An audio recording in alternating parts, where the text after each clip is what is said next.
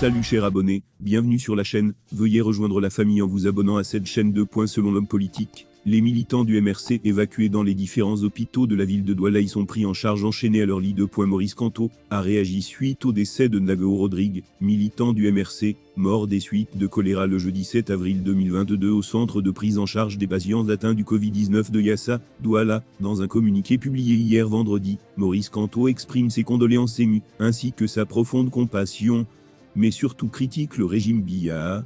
32 ans après le retour de la démocratie, on n'est pas sorti de la logique du parti unique, qui ne laisse aux Camerounais que le choix entre un seul parti, l'ONC-RDPC, et lui-même.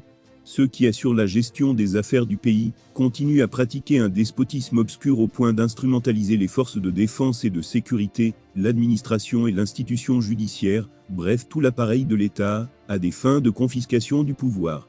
Fermez les guillemets, écrit-il. L'épidémie de choléra 1, l'absence du moindre contre-pouvoir, constate l'opposant, le régime a sombré dans la dérive et les excès.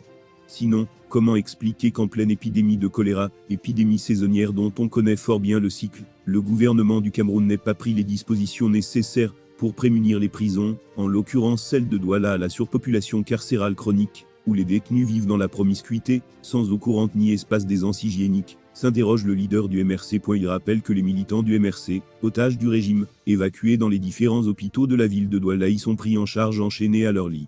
Tout porte à croire que le régime a décidé d'ôter la vie aux militants du MRC à travers des procédés à peine voilés.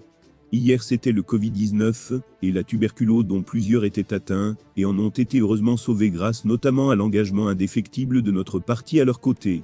Aujourd'hui c'est le choléra. S'il ne les emporte pas tous, qu'en sera-t-il demain, s'inquiète le candidat à la présidentielle de 2018.